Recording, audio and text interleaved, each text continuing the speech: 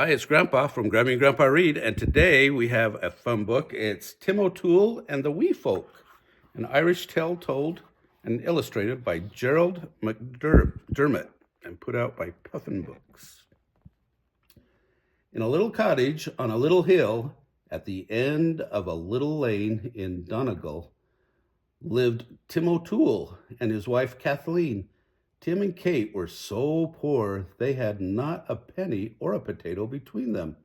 Their children ate porridge for supper. Even the mice were thin from want of food, and the cat wouldn't bother with chasing the creatures. Their neighbors, who were poor enough themselves, avoided Tim, for they thought he would bring them bad luck.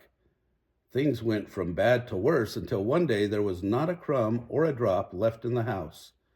"Tim O'Toole," said Kate, I can stand no more of being poor, and you sitting around bemoaning your fate. You must go out and find work like a decent man and take us out of this poverty." Kathleen kept after him, and next morning Tim set out to see if he could earn some wages. Tim O'Toole traveled the length of the country, knocking at every door, inquiring at every farm, trying to eke out a few coppers for a day's work. But there was no work to be had. Finally, when Tim was tired and hungry and could walk no further, he stopped and lay down to rest in the cool green clover at the side of the road. No sooner had he stretched out than he heard the faint sound of merry piping and lilting voices, raised in song and laughter. The strange music was coming from a little hollow in the side of the hill. Tim crept up to the hollow and peered over the edge. There below him was a troop of wee folk, laughing and singing and carrying on. Well, Tim knew for sure his luck had changed, for it is well known that whoever spies the wee folk in the light of day can demand their treasure. Suddenly, the music stopped. The little merrymakers were astonished when they looked up and saw Tim peering down at them. "Hand over your gold," bellowed Tim, trying to be fierce, "and you'll come to no harm." "Have mercy on us, Tim O'Toole," begged the leader of the little people. There was a smile on his lips, and he tried not to laugh. "You've caught us so fair, so we'll see that you're richly rewarded." And then there was hurrying and scurrying in the hollow below, and soon the wee folk handed up a little gray goose. "Here you are, Tim, a goose that lays golden eggs. Go home straightway, tell not a soul, and you and your Kate shall never want for more." Tim started for home, carrying the goose and feeling very pleased with himself. Soon darkness overcame him, and he stopped at a farmhouse to ask if he could stay the night. The couple who owned the farm, the McGoons, let him in and sat him down by the fire.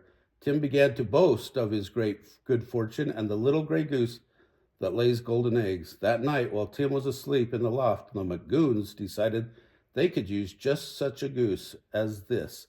Quietly, they exchanged it for one of their own. Tim was none the wiser for it, and in the morning went happily homeward, carrying the goose he thought would bring him great wealth. When he got home, he put the bird upon the table. "Is this all you've to show for being gone these 3 days?" asked Kathleen. "But, darling, this is no ordinary goose," said Tim. "This one lays golden eggs." "Well, the short of it is, they waited a long, long time, and as you might guess, the goose did no such thing." "They've cheated me," howled Tim, and he marched off in a terrible temper to give the little people what for. When he finally reached their hiding place, he was still angry. "Golden eggs, is it?" cried Tim to the wee folk. That goose gave me laid no eggs at all." This is curious indeed," said their startled leader. Then the little man wrinkled his nose and gave a sly smile. "Tim, wait but a moment, and we'll make good your reward." There was hurrying and scurrying in the hollow below.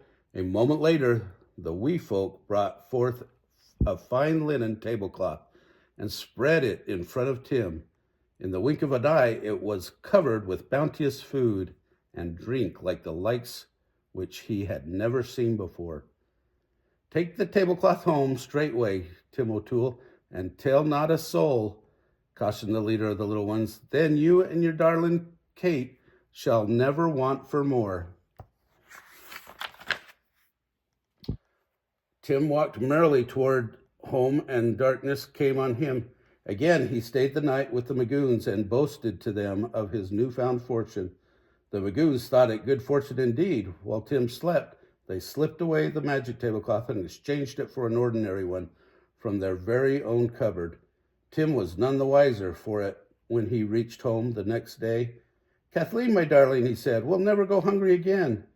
With a flourish, he spread the tablecloth on the table. Well, of course, it was empty and produced not a drop or a crumb. Kathleen laughed. Tim went into a rage. "The little heathens," he shouted. In a flash, Tim was out the door and on the road again.